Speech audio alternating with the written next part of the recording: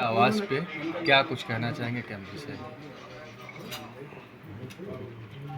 आपको जो जो पूछ रहा है आप पूछ सकते हैं। जी। अभी देश के काल परिस्थिति का हर प्रकार के जो संभव होगा मैं उसका जवाब दूंगा। बिहार से माननीय मंत्री जी, मैं आता हूँ। एक सवाल है लखनऊ हमारा। आपका आगमन हुआ है, मुख्य क्या उद्देश्य है इसका? मैं पिछले आज तीसरे दिन हमारे लखनऊ में हुए हैं और मैं लखनऊ में कल श्रावस्ती गया था, जहाँ गौतम बुद्ध का 24 साल उनकी साधना इसी भूमि पर हुई थी। और आज मैंने प्रेस कॉन्फ्रेंस के बारे में जब बात आई तो मैंने कहा पहला प्रेस कॉन्फ्रेंस आप करा रहे हो तो ये प्रेस क्लब में मत कराओ, आप अपने घर पर ही कराओ। और वो आपका करी कार्ड का ये स्थल रहा है। तो मुझे लग रहा है कि यहाँ मैं आज आया हूँ। आज कल वहाँ गया था श्रावस्ती और वहाँ पर एक inter college Jagjit Singh inter college के प्रबंधक हुआ करते थे, जिन्होंने 70 साल तक उस महाविद्यालय का प्रबंधन किया था। और वो श्री राम खरे भैया जी कह करके वो जाने जाते थे और उनके मूर्ति का अनावरण था। उसके लिए मुझे परिवार की ओर से, कॉलेज की ओर से उन्होंने बुलाया था, तो मैं मूर्ति अनावरण के लिए कल वहाँ पहुँचा था। कई पूर्व सांसद और कई विधायकगण भी वहाँ मौजूद रहे हमारे साथ। और वहाँ से आने के बाद कल बाराबंकी में बहुत भव्य स्वागत हमारे परशुराम संघ की ओर से और पार्टी के कार्यकर्ताओं ने, युवा नेताओं ने, हमारे विनू शुक्ला जी के नेतृत्व में और हमारे सौरभ जी और सचिन जी, अतुल जी, इन सब लोगों के नेतृत्व में कल शानदार स्वागत हुआ है।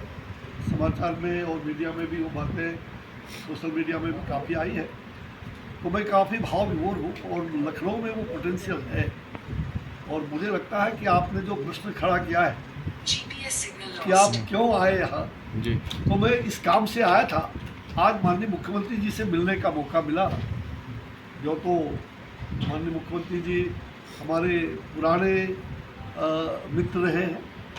जब वो एमपी हुआ करते थे और मैं बिहार में मंत्री हुआ करता था, स्वास्थ्य और अन्य विभाग का मंत्री, तो उस समय से लगाव रहा। विशेष करके इंसेफ्लाइटिस से वो भी पीड़ित थे, यानी गोरखपुर का क्षेत्र और हमारा बिहार का मुजफ्फरपुर में भी नया इंसेफ्लाइटिस का उस समय काफ़ी बड़े पैमाने पर पूरे देश में वो एक विषय बना हुआ था। उसमें कांग्रेस की केंद्र की सरकार थी। बहुत खुशी की बात है, मैं तो ये विषय चाह ही रहा था। और आज पूरी दुनिया, भारत को मैं कहने वाला था, अच्छा हुआ कि आपने बीच में भी रोका है। तो पूरी दुनिया आज ऑपरेशन सिंदूर को सलाम कर रहा है। हम उन नौजवानों को, उन सेनाओं को सलाम करते हैं। उनको, उनके प्रति हमारी इतनी अपार श्रद्धा है पूरे देशवासियों का कि जिस माँ बहनों के सिंदूर को धोने का काम उन आतंकवादियों ने किया था, हमारे आदरणीय प्रधानमंत्री नरेंद्र भाई मोदी जी ने, हमारी केंद्र की सरकार ने सभी दलों के साथ मिल करके उनको कॉन्फिडेंस में लेकर के, और जो उन्होंने इसी बिहार की धरती पर मधुबनी में आके कहा था कि हम उनके छक्के छुड़ाएंगे, वो सपना में भी वो सोचता नहीं होगा, वो काम हम करके दिखाएंगे। और उन्होंने करके दिखाया। उन्होंने रातों रात उसकी पूरी मॉनिटरिंग की और रातों रात उन तमाम पाकिस्तान के उन स्थलों पर घुस करके उन आतंकवादियों को समाप्त करने का वो श्रृंगार, जो कहते हैं कि सिंदूर का ऑपरेशन, वो सिंदूर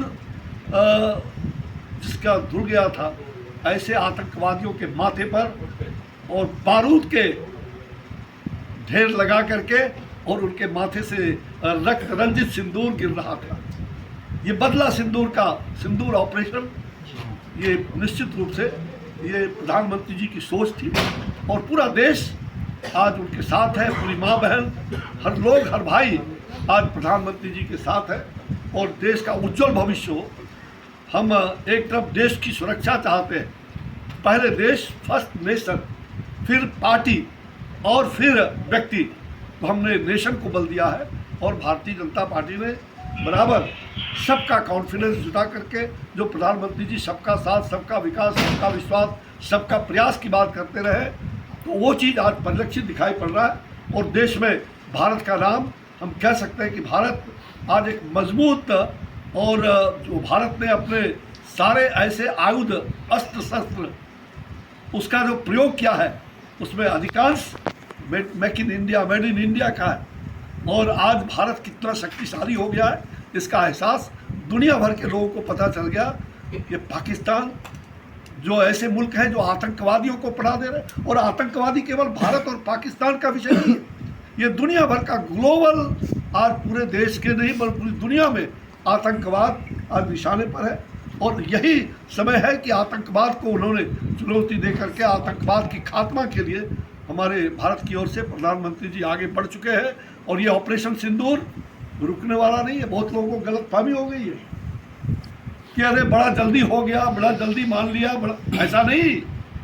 ये ऑपरेशन सिंदूर अगर एक अभी भी प्रधानमंत्री जी ने 2 दिन पहले भी ये ऑपरेशन सिंदूर अगर कहीं छोटा सा भी एक घाव करने का प्रयास किया, अगर हमारे भारत पर छोटी सी भी निगाहें पड़ी, तो हम घुसकर उसका बदला लेंगे। भले वो आतंकवादी अगर वहाँ राष्ट्रपति और प्रधानमंत्री के घर में भी छिपे होंगे, तो हम वहाँ भी घुस करके उनको पूरी तरह से खात्मा करने का हमारा ये तय है। इसलिए ऑपरेशन सिंदूर चलता रहेगा जब तक आतंकवादियों का पाकिस्तान से नष्ट नाबूद न हो जाए। अरे इसी से जुड़ा सर एक प्रश्न है। ट्रंप के ट्वीट के बाद में जिस तरीके से सीज फायर हुई, तमाम सारे विपक्षी नेता जो है वो सोशल मीडिया पे आके कह रहे हैं कि जब इतने आगे भारत बढ़ गया था तो उनको सीज फायर का जो निर्णय नहीं लेना चाहिए। इस पर आपका क्या? मुझे लगता है कि विपक्ष से सारी बात हो गई थी, और विपक्ष इस बात को अगर कहती है, मुझे अच्छा लग रहा है कि विपक्ष ने एकजुट होकर के एकता का परिचय दिया है, होना भी चाहिए। मुझे याद है कि अटल बिहारी वाजपेयी जी ने उस समय के युद्ध में इंदिरा जी को कहा था, ये तो हमारी शक्ति की भगवती के रूप में दुर्गा है। ये अटल जी ने कहा था, पार्लियामेंट में कहा था। मुझे लगता है कि आज निश्चित रूप से हमें विपक्ष की भूमिका, सकारात्मक भूमिका के साथ जो विपक्ष ने कहा है, पहले जो उन्होंने कहा युद्ध होनी चाहिए, आप तैयार हैं तो करिए, युद्ध किया और युद्ध रुका कहाँ है?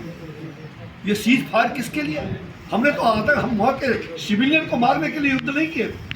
भारत अहिंसा परो धर्म, हमने अहिंसा है लेकिन हम हिंसा के पुजारी नहीं है। लेकिन छेड़ोगे तो हम छोड़ेंगे नहीं, घुस के एक एक आतंकवादियों को मार गिराएंगे, ये हमारा संकल्प है। इसलिए हमारे विपक्ष के साथियों, देश का हौसला बुलंद हो, सेनाओं का हौसला बुलंद हो, हमारे आयुध शस्त्र अस्त्र, और हमने पाकिस्तान को तो कहा जाए कि बर्बाद हो चुका है। पाकिस्तान कटोरा लेके भीख मांग रहा है। पाकिस्तान के पास आज वो जितनी चीज़ें, आज वो पाकिस्तान रो रहा है, और वो अमेरिका के सामने रोया भारत के प्रति कि अब हमें दोस्ती करा दीजिए, अब ये युद्ध का अंत हो जाए, हम कभी नहीं करेंगे, गिड़गिड़ा रहा है। इसलिए ये कोई बात नहीं है कि हमने किसी के इशारे पर और किसी के दबाव में सीज फायर नहीं किया है, बल्कि हमने भारत के उस सिंदूर ऑपरेशन को जारी रखते हुए, और मानवता को कभी भी मानवता मारा नहीं जाए, इसका भी ध्यान हमने रखा है। सर एक क्वेश्चन एक सवाल और पूछना चाहूँगा, जहाँ पर ऑपरेशन सिंदूर